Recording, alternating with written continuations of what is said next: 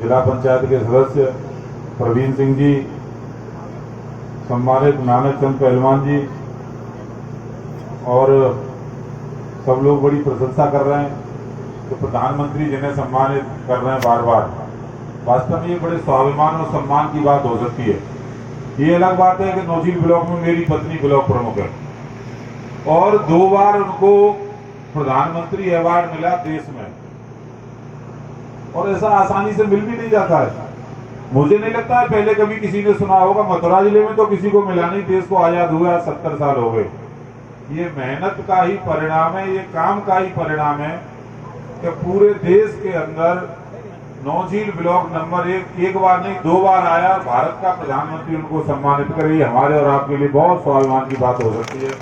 ऐसी सुमन चौधरी जी, आदरणीय वीरचंद जी भारतीय जनता पार्टी के मंडल अध्यक्ष हैं, हमारे बड़े भाई हैं, बहुत जुझारू कार्यकर्ता हैं। आदरणीय भीम सिंह जी शर्मा रानेरा, हमारे भाई रामवीर सिंह गुजर जी पूर्व जिला पंचायत सदस्य, मेरे बड़े भाई समय सिंह जी प्रधान बिरजूगढ़ी, आजाद पाल जी, श्रीमान कैलाश प्रधान जी इस कार्यक्रम का संचालन कर रहे। ऐसे सम्मानित बड़े भाई केरी सिंह जी, रिंकू प्रधान जी बड़ा, सम्मानित गोविंद नेताजी, चंदर प्रधान जी, चमन बिहारी जी सल, सम्मानित सुभाष प्रधान जी पारसौली, आदरणीय दिलावर प्रधान जी खाजपुर, श्रीमान पवन बिकल जी बहुत अच्छे वक्ता हैं, और आदरणीय बांकीलाल जी गर्ग, श्रीमान गौरी शंकर जी मेरे सामने बैठे हुए, उनका भी मैं अभिनंदन करता हूं। हरनाम सिंह सरपंच जी प्रधान देदना, आदरणीय राधेश्याम जी, कपिल भौरे जी, जनक गुजर जी, कुलदीप गुजर जी, महेश प्रधान जी, मुकेश भार्गव जी, गुट्टी प्रधान जी बड़ा, रवि भौरे जी, प्रमोद चौधरी जी, दिनेश जी, और यहाँ जो भी बैठे हुए मेरे सम्मानित सभी बुजुर्ग, उनके चरणों में अपना शीश झुका करके प्रणाम करता हूँ, माथा टेक करके प्रणाम करता हूँ। और मेरी माँ बहनें भी यहाँ बैठी हुई हैं, इनका भी बहुत बहुत अभिनंदन करता हूँ, प्रणाम करता हूँ, और नौजवान साथी खड़े हुए सभी का बहुत बहुत अभिनंदन करता हूँ। आप लोगों ने बहुत स्वागत सत्कार किया है और बड़े देर से यहाँ बैठे हुए हैं। ये जो भूमि है, ये तो ऐसी भूमि है, ऐसी पवित्र भूमि है कि मुझे नहीं लगता मेरे जीवन में इसका मैं कर्जा कभी चुका पाऊंगा या नहीं चुका पाऊंगा। चुनाव के मैदान में मैं गया, भारतीय जनता पार्टी ने मुझे उम्मीदवार बनाया। लोग कहते थे कहां से ले आए प्रत्याशी, पता नहीं क्या होगा क्या नहीं होगा, विरोधी तमाम तरह की बातें करते थे। पर जनता के मन में यदि कोई बैठा हुआ था, गरीब आदमी के हृदय में यदि कोई बैठा हुआ था, तो वो योगी और मोदी की तस्वीर थी। वो भारतीय जनता पार्टी का कमल का चिन्ह था। तो ये जो भूमि है, चुनाव हुआ, प्रचार हुआ, नॉमिनेशन हुआ, वोट पड़ गए, वोट वाले दिन भी मैं यहाँ आया था, तो मुझे पूरा भरोसा था यदि सबसे अधिक जिन बूथों पर वोट मिलने वाले हैं, जहां पर भारतीय जनता पार्टी को मत प्रतिशत सबसे अधिक मिलने वाला है, उसमें झटवारी पीछे नहीं रहेगा, सबसे आगे रहेगा। मुझे पहले दिन से ये भरोसा था और ये आपने करके भी दिखाया है। ये केवल भाषण में कहने की बात नहीं है। आप एवरेज देखोगे तो झटवारी और एक उधर जाकर के गांव में गजू, सोनी क्षेत्र में पड़ता है सबसे लास्ट में, दोनों मेरे लिए तो बिल्कुल समझ लो मंदिर की बराबर हैं, दोनों पवित्र स्थल है। और मैं एक बार पुनः इस भूमि को प्रणाम करता हूं और यहाँ के बुजुर्गों के चरणों में अपना शीश झुका करके प्रणाम करता हूं कि उन्होंने इस बालक को इस काबिल समझा कि मुझे इतना आशीर्वाद दिया, जिस तरह से विजयी बना करके भेजा। मतगणना प्रारंभ हुई, booth number 1, booth number 2, booth number 3, 14 booth एक साथ खुलते। तो पहले बार ही पहले राउंड में जो लीड हमको मिली, जितना हमारा गैप था, दूसरे राउंड में जो हमारा गैप था, जितना हम चुनाव में आगे थे वोट से, वो किसी पे दोबारा फिर कवर नहीं हुआ। तो मेरा कहना है, यदि जीत का सही श्रेय, जीत का ईमानदारी से किसी को श्रेय जाता है तो इस पवित्र भूमि को जाता है और आप लोगों को जाता है। यहीं से प्रारंभ हुई है, कोई नहीं कवर पाया। लोग वहां बैठे बैठे, चुनाव की काउंटिंग चल रही थी, मैं भी वहां बैठा था, सारे प्रत्याशी वहां बैठे थे, जो अपनी दादा लाई समझते थे इसको, हमारी तो दादा लाई है, वो भी बड़े सीना तान करके बैठे हुए थे। और जैसे ही एक राउंड हुआ, 2 राउंड हुआ, सीना सिकुड़ता चला गया, सीना सिकुड़ता चला गया। जैसे नरेंद्र मोदी जी का सीना अपने काम के दम पर फूलता हुआ चला जा रहा है 56 इंच से, और आगे बढ़ता हुआ चला जा रहा है, उनका सीना सिकुड़ते सिकुड़ते चूहे जैसा कर दिया। ये आपकी ताकत है। लोग कहते हैं राजेश चौधरी ने रिकॉर्ड बना दिया, कोई नहीं हरा पाया। इतने साल से जीतते चले आ रहे थे, इतने बार जीतते चले आ रहे थे। मैं उस बात से सहमत नहीं हूं, मैंने रिकॉर्ड नहीं बनाया, इसका श्रेय मुझे बिल्कुल मत दिया करो।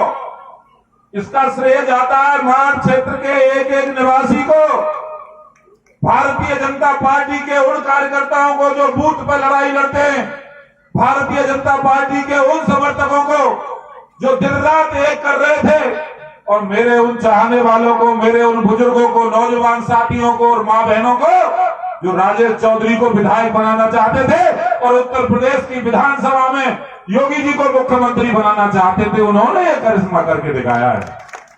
राजेश की क्या हैसियत है जी? ये तो एक किसान का बेटा है, एक बहुत छोटे से घर से आता है। भारतीय जनता पार्टी ने उम्मीदवार बना दिया तो महत्वपूर्ण हो गया। यदि बीजेपी उम्मीदवार नहीं बनाती तो मैं भी एक वोटर था माठ विधानसभा का।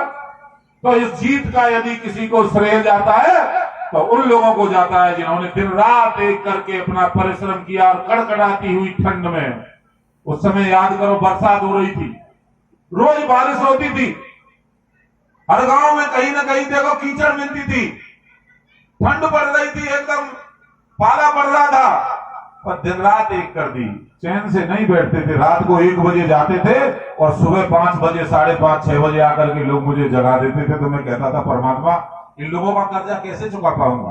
वही कर्जा जटवाली का भी मेरे ऊपर है, और उसको मैं काम के दम पर चुकाऊंगा। मैं आप लोगों के बीच भरोसा दिला करके जा रहा हूं।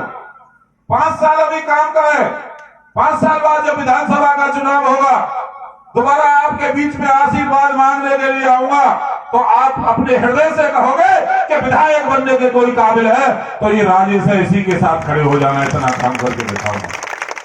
प्रधान जी ने कुछ समस्याएं बताई हैं। प्रधान जी, मैं तो कह रहा था, मैं कहा मांग लो, उत्तर प्रदेश सरकार का खजाना पूरी तरह से खुला हुआ है। परसों ही इतना बड़ा पुलिंदा माननीय मुख्यमंत्री जी को देकर के आया।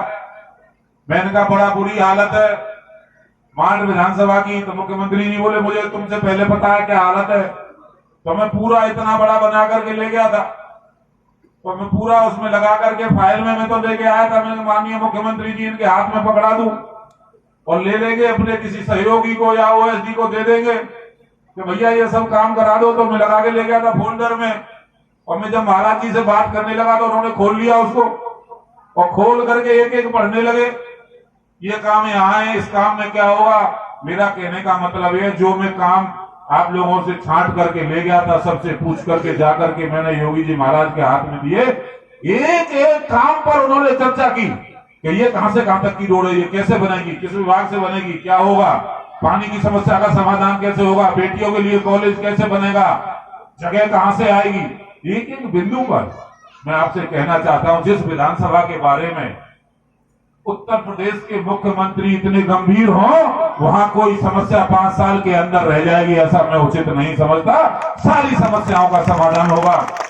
प्रधान जी कह रहे थे नगला पछैया तक की रोड गारंटी से बन जाएगी। प्रधान जी, चाहे मुझे कुछ भी करना पड़े, जटवाली से साहबनगर, जटवाली से करारी, मंदिर, दोनों मंदिर के लिए खरंजा मांग रहे थे, वो अपनी विधायक निधि से दे दूंगा। जब चाहो आप अगली बार मुझे बुला लेना, नारियल छूटा तो फोड़ने आऊंगा नहीं, पहले काम शुरू हो जाएगा, तब उसके बाद आकर के मैं यहाँ काम करूंगा। एक काम बता रहे थे ट्रांसफॉर्मर से लेकर रामवीर सिंह जी के घर की तरफ, वो भी स्वीकृत, ये तीनों काम जो आप बता रहे हो विधायक निधि में सबसे पहले जटवारी से काम करूंगा कि जटवारी का कर्जा सबसे ज्यादा मेरे ऊपर है। और मैं तो ये मानता हूं विधायक आपने बनाया, यदि आप शुरुआत अच्छी नहीं करते, मैं तो अपने जीवन में पहला चुनाव लड़ा था, इससे पहले तो ब्लॉक प्रमुख का चुनाव लड़ा था, वो मेरी पत्नी लड़ी थी, मैं तो पहला ही चुनाव लड़ा और लड़ा भी तो ऐसे ऐसे धुरंधरों के खिलाफ। एक किसान का बेटा, एक छोटे से घर से आने वाला बेटा चुनाव, एक 8 बार का विधायक और दूसरा भी बड़ा नेता, दो विधायक। एक कोई कह रहे थे वहां कार्यक्रम में, भैया एक रिकॉर्ड और बनाया है, बोले 8 बार वाला विधायक हराया, ये तो एक रिकॉर्ड है। दूसरा रिकॉर्ड और है, एक ही चुनाव में 2 विधायकों को हराया है। जो मेरे सामने लड़ रहे थे दोनों सिटिंग विधायक थे, एक तो अभी भी 4 तारीख तक तो विधायक है ही, 4 मई तक, अभी 5-7 दिन तो बचे ही हैं। और वो जो दूसरे वाले 2 नंबर पर रहे वो तो उसी समय विधायक थे। तो ये रिकॉर्ड बनाने वाले आप हैं। और माट विधानसभा का विधायक यदि कहीं जाता है, इतना तो आपके आशीर्वाद से है कि पार्टी के अंदर भी मेरी पूरी पहचान सब लोग अच्छी तरह से जानते हैं, चाहे मुख्यमंत्री हो, चाहे प्रधानमंत्री हो, चाहे कोई और मंत्री हो, मेरी बात को गंभीरता से लेते हैं। और फिर आपने ऐसा आशीर्वाद दिया है, ऐसा रिकॉर्ड बना करके भेजा है, लोग पूछते हैं भैया कौन सा है जो मार्च से जीत करके आए, तो बता दो। ये स्थिति है। अभी मैं पीडब्ल्यू मिनिस्टर से मिला था 3-4 दिन पहले, आपने अखबार में फोटो देखा होगा, तो बोले भाई राजेश जी आपका अधिकार तो अलग है, आप तो समझ लो 10 विधायकों के बराबर अकेले हो। पार्टी की कल्पना थी कि कैसे वहां भारतीय जनता पार्टी का कमल खिले, आपने वो रिकॉर्ड बनाया। मैंने कहा भैया मैंने ना बनाया तो हमारी जनता जनार्दन ने है, मैं तो उसका श्रेय ले रहा हूं, केवल मैं तो निमित्त मात्र हूं। तो ये पहचान आप लोगों ने दी है, निश्चित रूप से सारे काम होंगे। और एक बात और कहूंगा, कई लोग कहते हैं कि ये मेरा है, ये पराया है, इसने वोट दिया था, इसने वोट नहीं दिया था, ये कांग्रेस के साथ था, ये सपा के साथ था, ये बसपा के साथ था, ये मेरे विरोध में था, ये मेरे समर्थन में था। मैं तो केवल एक बात कहता हूं, अब चुनाव हो गया, बीती ताय विसारिये आगे की सुध लेओ। चुनाव हो गया, चुनाव के साथ विजय के साथ जैसे ही सर्टिफिकेट विधायक बनने का निर्वाचन अधिकारी ने मुझे दिया, तो मेरे हृदय से सारी पुरानी बातें समाप्त। जिसने वोट दिया था उसका भी भला, और जिसने नहीं दिया था उसका और ज्यादा भला। और मैं तो कहता हूं, अक्सर कहता हूं, सुना होगा आपने, मान लो इन्होंने मुझे समर्थन किया, प्रधान जी ने मुझे अंदर अच्छाई देखी, कुछ मुझे समर्थन किया, कुछ ऐसे लोग थे जिन्होंने मुझे समर्थन नहीं किया। हो सकता है मेरे अंदर कोई बुराई देखी होगी, हो सकता है मेरे किसी व्यवहार से परेशान होंगे, हो सकता है मेरी पार्टी की नीतियों से नहीं उनको प्रसन्नता होती होगी, कोई न कोई कमी जरूर देखी होगी जिसके कारण से मुझे समर्थन नहीं दिया होगा, मेरी पार्टी को समर्थन नहीं दिया होगा। उस कमी को दूर करने का काम जरूर करूंगा और ऐसी कोशिश करूंगा कि उनका भी हृदय जीत लूं और अगली बार भी वो मेरे साथ खड़े हो जाए। तो उस हृदय से काम करने वाला, उसी में विकास होगा। नेगेटिविटी बिल्कुल नहीं करनी, कोई आवश्यकता नहीं। और मैं तो प्रधान जी से भी कहता हूं, बहुत बड़ा काम है, अपने आप में पूरी विधानसभा है जटवारी, पूरे क्षेत्र को एक संदेश देती है जटवारी। और मैं तो एक चीज और देखता हूं, जब नौवारी नरवारिया उधर माठ की तरफ कार्यक्रम होते हैं तो यहाँ के लोग वहां खूब चेहरे देखते हैं। और मैं जब यहाँ भी आया तो नौवारी नरवारी के बहुत सारे लोग दिख रहे थे, और मैं कह रहा था यहाँ भी कब्जा कर लिया आकर के। ये जो संबंध भाईचारे का बना है, पहले यमुना पे पुल न होने के कारण से इसमें कमी थी। ये जो भाईचारे का संबंध है, एक दूसरे के सुख दुख में आने का जो संबंध बन रहा है, इसको और बढ़ाइए, यही काम आएगा, दूसरा कोई चीज काम नहीं आ सकती। हम एक दूसरे के खुशी में, गम में, दुख में, सुख में काम आए, भाईचारा और बढ़े, तभी क्षेत्र का विकास भी होगा। मान लो उस क्षेत्र के लोग कोई समस्या का समाधान नहीं कर पाएंगे, आपस में कई बार कई मनमुटाव रहते हैं, तो यहाँ के लोगों का सम्मान होगा, यहाँ के लोग वहां का समाधान करके आ सकते हैं, उधर के लोग यहाँ पे आकर के वही काम कर सकते हैं। ये हमारा संबंध और निरंतर बड़ा होना चाहिए। और मैं तो कहता हूं, मुझे तो विधायक बनाने वाली यही सब पट्टी है, जितने भी गुर्जर भाई हैं, जो 7 जात के लोग इस क्षेत्र में रहते हैं, इन्होंने ही शुरुआत की है।